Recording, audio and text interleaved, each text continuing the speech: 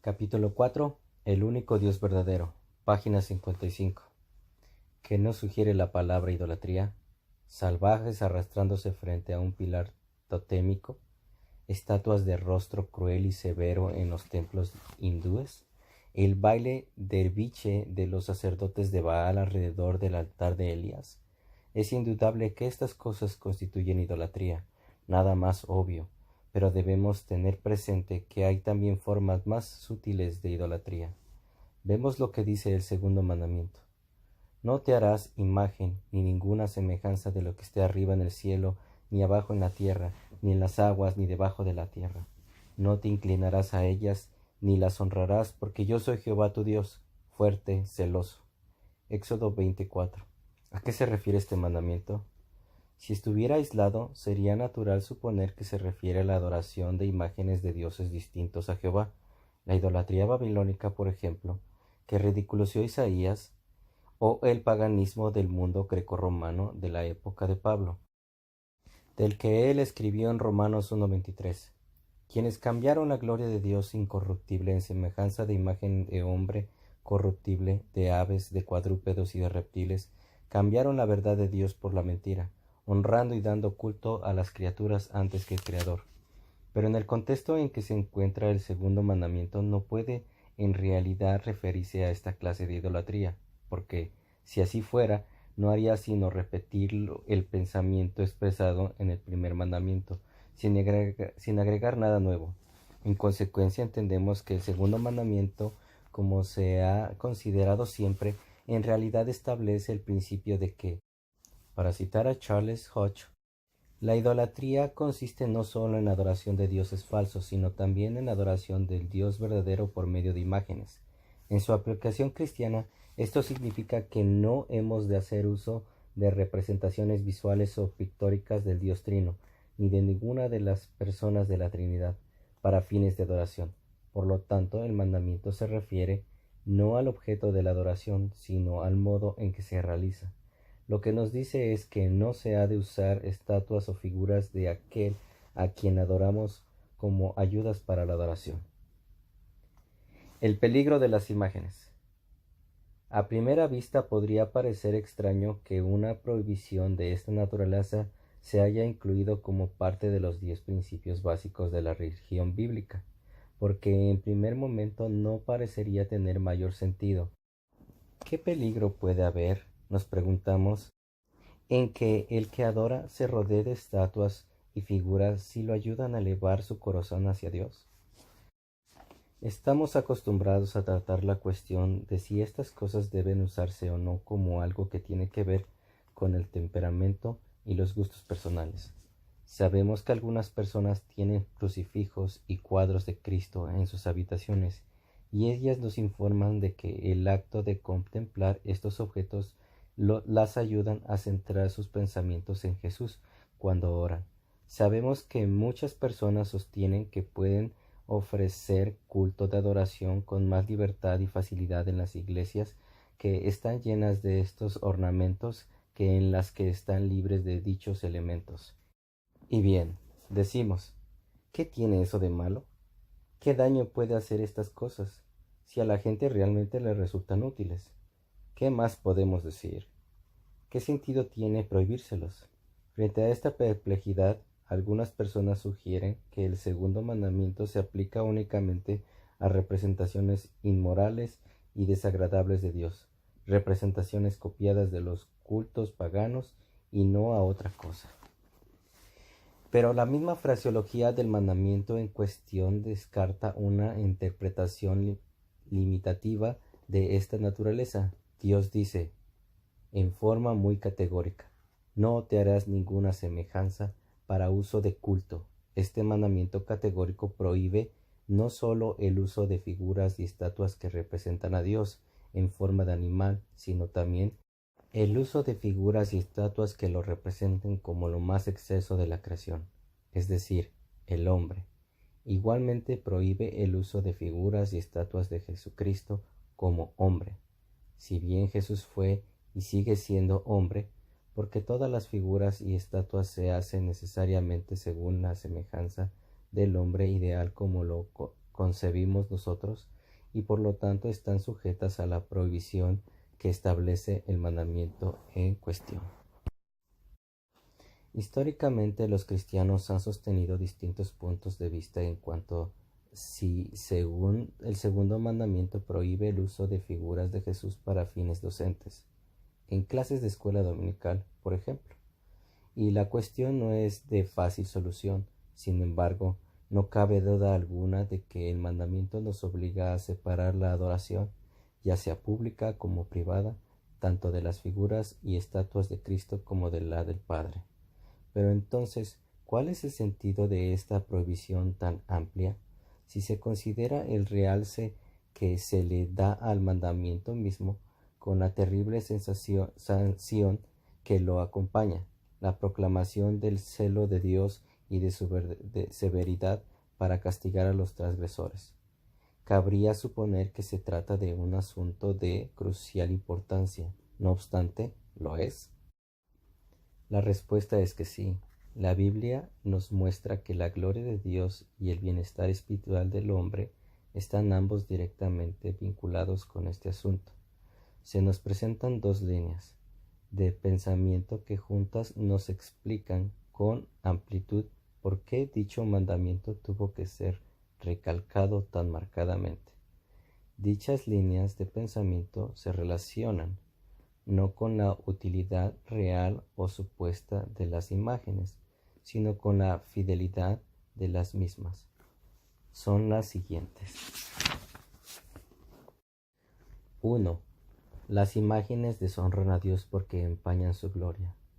La semejanza de las cosas en el cielo, sol, luna, estrellas, en la tierra, hombres, animales, aves, insectos, y en el mar, peces, mamíferos, crustáceos, no constituyen justamente una semejanza de su Creador.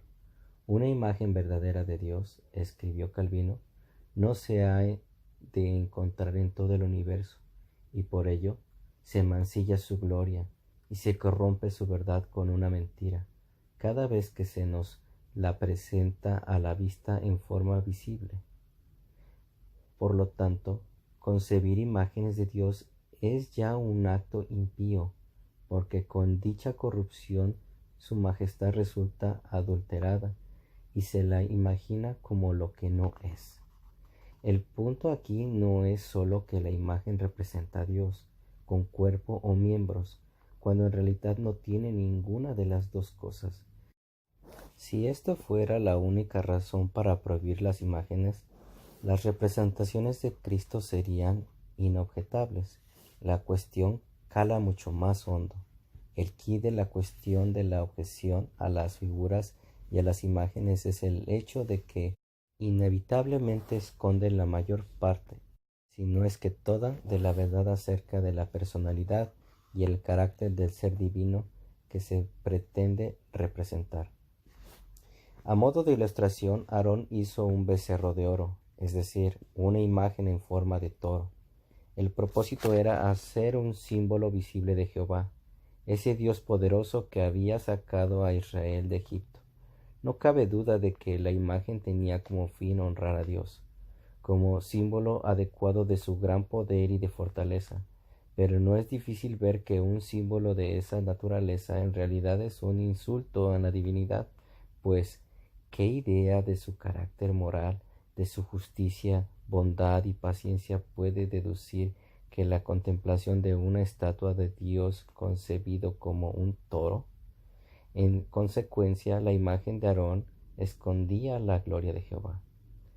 De modo semejante, la compasión que inspira el crucifijo empaña la gloria de Cristo, porque oculta el hecho de su deidad, de su victoria en la cruz y de su reinado presente.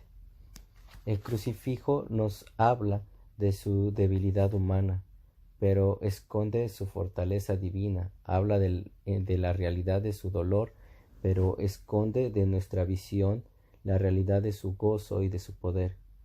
En estos dos casos el símbolo resulta indigno principalmente por lo que deja de evidenciar.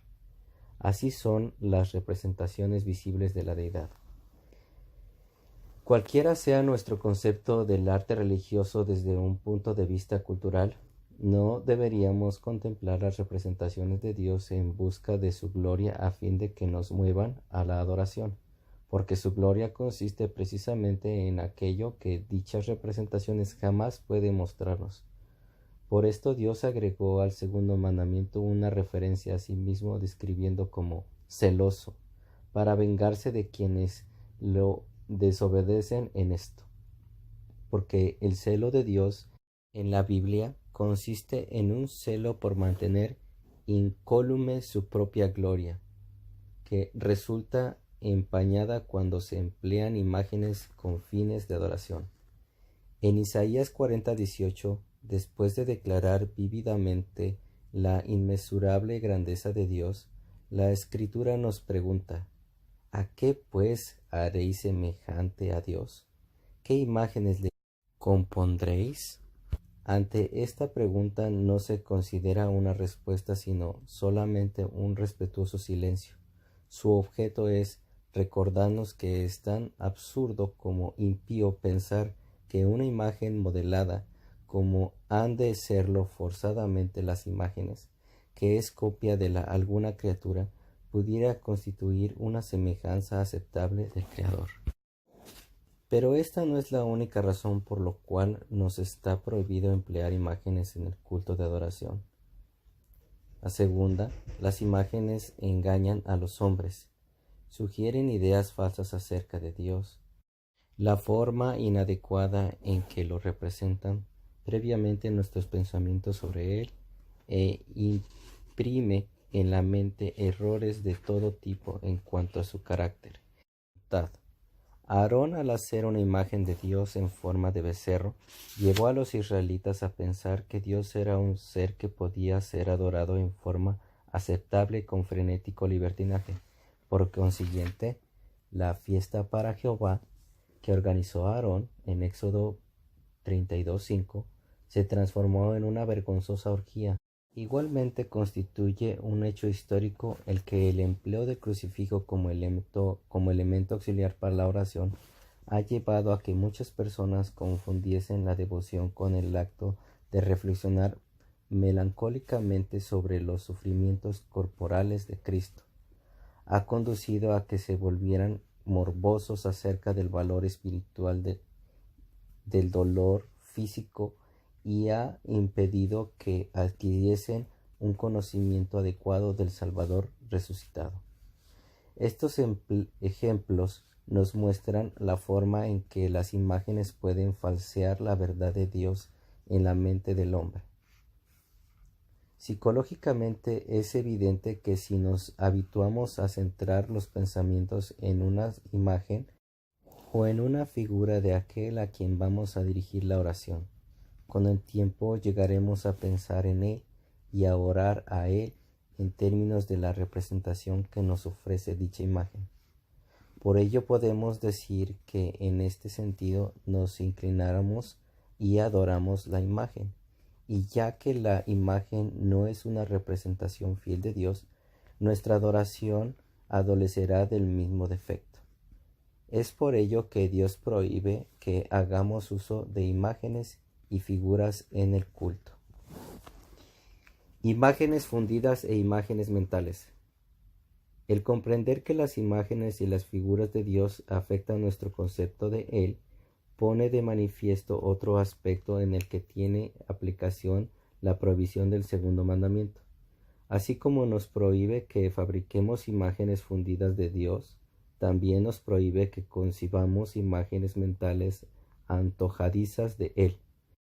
El acto de imaginarnos cómo es puede constituir una infracción del mandamiento según tanto como la imagen que nos proporciona la obra de nuestras manos. ¿Con cuánta frecuencia se oye decir frases como estas? Me gusta pensar en Dios como el gran arquitecto, o matemático o artista. Yo no pienso en Dios como juez, me gusta pensar en Él simplemente como Padre. Por experiencia sabemos que afirmaciones de esta clase constituyen el preludio a una negación de algo que la Biblia nos dice acerca de Dios. Se hace necesario decir con la mayor firmeza posible que quienes se sienten libres para pensar en Dios como a ellos les gusta, están quebrantando el segundo mandamiento. Cuando más, solo pueden pensar en Dios en la figura de un hombre, el hombre ideal, tal vez, o el superhombre. Pero Dios no es ninguna clase de hombre. Nosotros fuimos hechos a su semejanza, pero no debemos pensar que Él existe a la semejanza nuestra. Pensar en Dios en tales términos es ser ignorantes sobre Él. Todo lo contrario de conocerle. Toda teología especulativa que descanse sobre el razonamiento filosófico, más bien que en la revelación bíblica, falla en este punto. Pablo nos indica a dónde va a parar este tipo de teología. El mundo no conoció a Dios mediante la sabiduría. 1 Corintios 1:21. Para permanecer ignorantes sobre Dios, no hay más que seguir la imaginación del corazón en el campo de la teología. Así también nos haremos adoradores de imágenes, y en este caso la imagen está constituida por una falsa imagen mental de Dios, que para vosotros han hecho, mediante la imaginación y la especulación. A la luz de lo dicho, el propósito positivo del segundo mandamiento se hace claro. En lo negativo, se trata de una advertencia contra las formas de adoración y prácticas religiosas que llevan a la deshonrar a Dios y a falsear su verdad.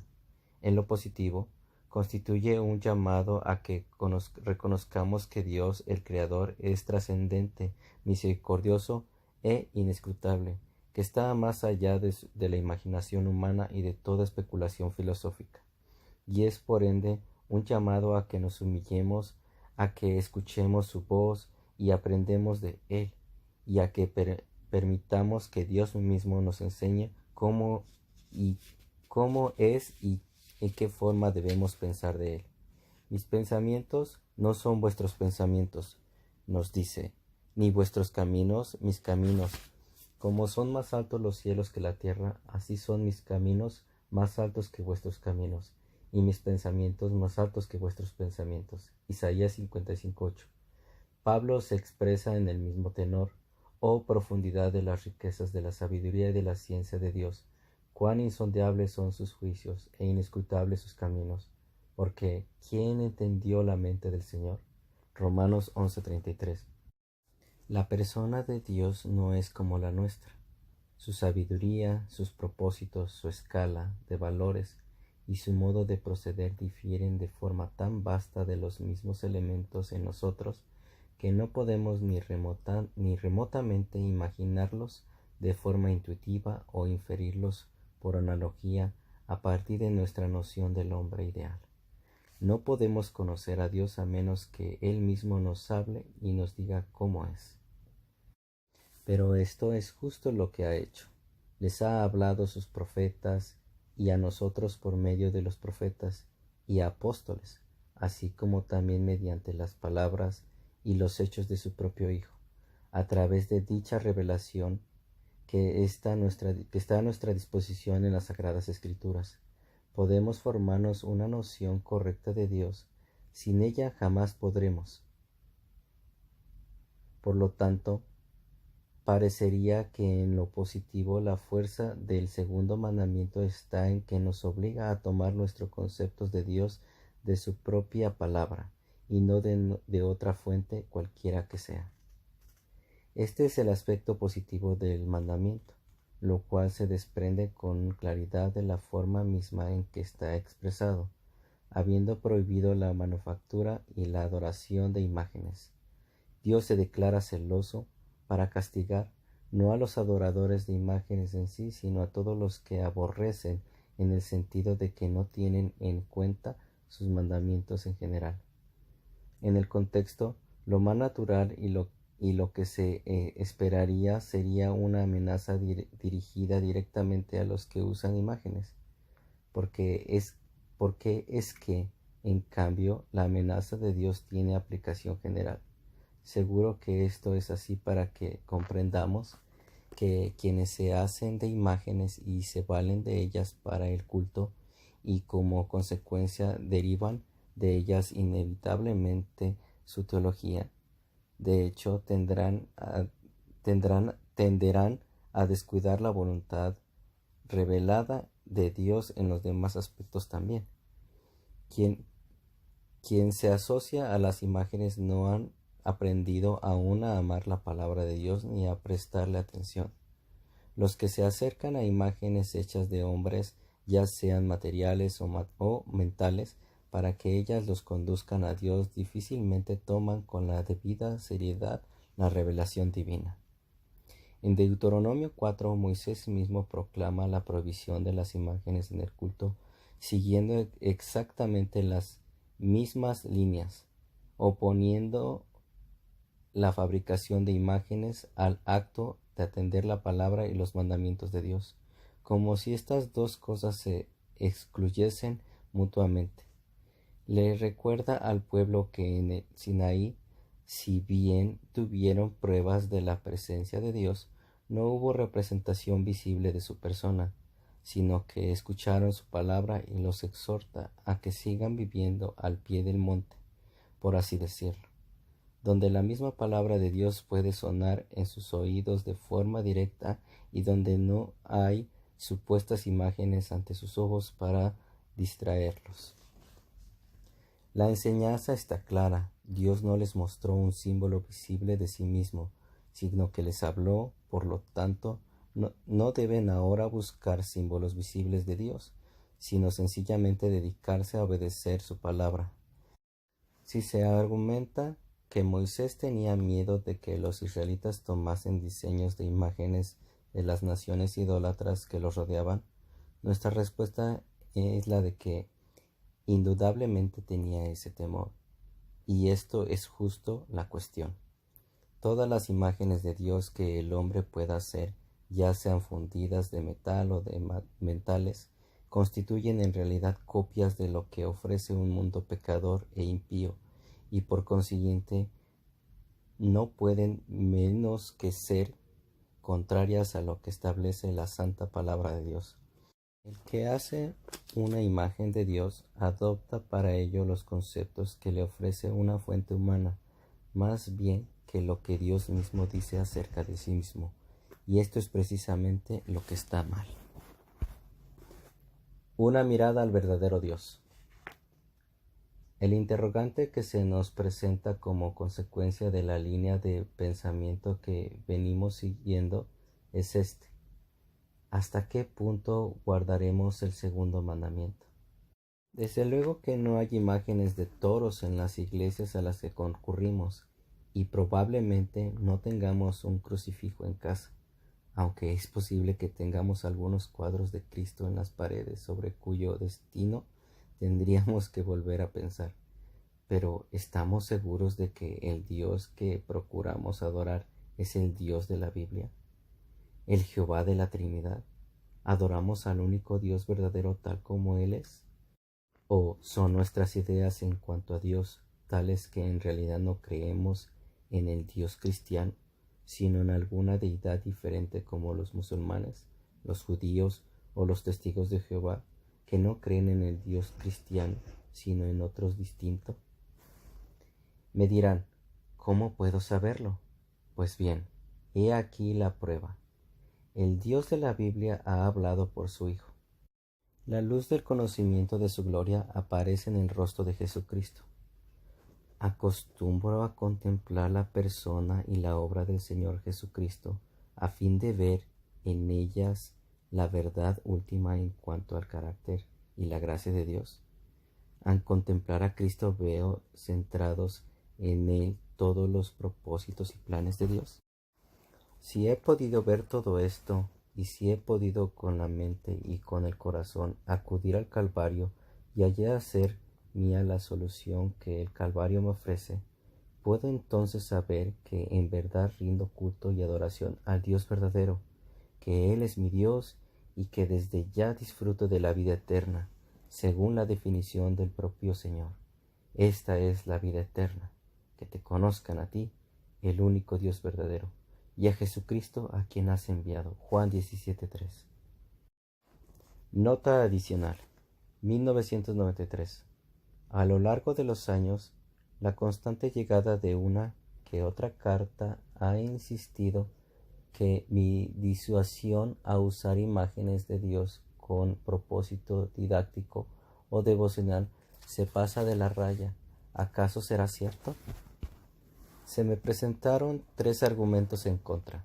Primero, la alabanza a Dios requiere de la expresión estética cristiana a través de las artes visuales, al igual que se requiere de la expresión moral cristiana a través del amor de la familia y del amor del prójimo. Segundo, la imaginación es parte de la naturaleza humana, tal cual la creó Dios, y debiera ser santificada y expresada en vez de estigmatizada y oprimida en nuestra comunión con nuestro Creador. Tercero, las imágenes, crucifijos, iconos, estatuas, ilustraciones de Jesús sí crean devoción, la cual sería más débil sin las mismas. El principio del primer argumento sin duda es correcto, pero debe aplicarse de forma adecuada. El arte simbólico puede ser útil para la adoración en muchas maneras, pero el segundo mandamiento igual prohíbe cualquier cosa que se pueda ver como una imagen que represente a Dios. Si las pinturas, los dibujos y las estatuas de Jesús, el Hijo encarnado, siempre se percibieran como símbolos de la perfección humana dentro de la cultura que las produce, anglosajón de rostro blanco, africano de rostro negro, chino de rostro amarillo o lo que fuere, en vez de sugerir qué aspecto tenía en verdad, no se haría ningún daño, pero como ni los niños ni los adultos ingenuos lo perciben de esta forma, opino que sería mejor prescindir de los mismos. El principio del segundo argumento es correcto, pero la forma bíblica de aplicarlo sería aprovechar nuestra imaginación verbal y visual para realizar la tarea de apreciar el drama y la maravilla de las actividades históricas de Dios, tal como se hace en los libros de los profetas, los Salmos y el libro de Apocalipsis, en lugar de hacer caso omiso al segundo mandamiento mediante la creación de imágenes estáticas y supuestamente representativas de él. En cuanto al tercer argumento, el problema es que debido a que estas imágenes se tratan como representaciones en vez de ser simbólicas, empiezan a corromper la devoción que provocan. Como a nosotros los humanos nos resulta difícil sortear este escollo, la sabiduría nos aconseja una vez más que la forma mejor y más segura es aprender a arreglárnoslas sin ellas. Algunos riesgos no valen la pena. Capítulo 4.